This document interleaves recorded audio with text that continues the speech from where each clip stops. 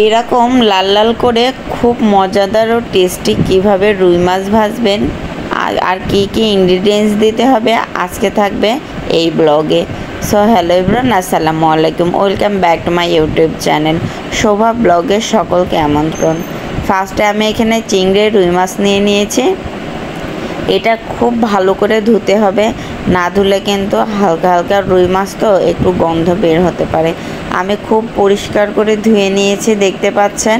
এখানে আমি ফার্স্টে দিয়ে দেব একটু পরিমাণ মতো জিরা বাটাটা দিলে মাছ ভাজার স্বাদটা খুব ভালো আসে। তারপর দিয়ে দেবো পরিমাণ মতো লবণ, আর এখানে দিয়ে দেবো শুকনো মরিচের গুঁড়া, পরিমাণ মতো হলুদের গুঁড়া, হালকা একটু বেশি বেশি করে দিয়ে সুন্দর মতো করে মাছটা কিন্তু মাখাতে হবে। মাছটা যেন মাছের ভিতরে যেন সব মশলাগুলো খুব ভালোভাবে ঢোকে। এই মশলাগুলো সম্পূর্ণ মাখিয়ে মাছটা আধা ঘন্টার জন্য রেস্টে রেখে দিতে হবে ফ্রিজে। আপনারা ভাজার কিন্তু আধা ঘন্টা আগেই মশলা টশলা মেখে রাখবেন।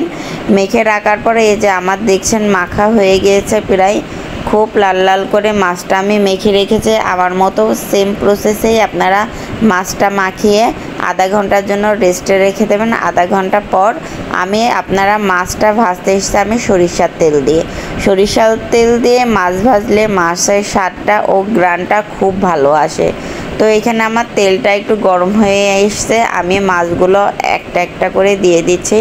আপনারা মাছ যেন অতিরিক্ত ভেজে পুড়িয়ে ফেলবেন না। আমার মাছগুলো মনে হচ্ছে অনেক ভাজা, বাট অত ভাজা না, মশলা মাখানোর জন্য ক্রিস্পি লাগছে দেখতে।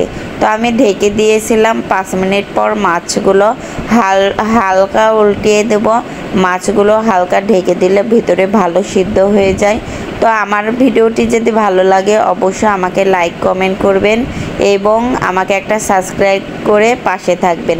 এখানে পেঁয়াজ কাঁচামরিচ ফেলে করে নিয়ে এই তো আমার মাছ ফ্রাই রেডি, দেখতেই পাচ্ছেন।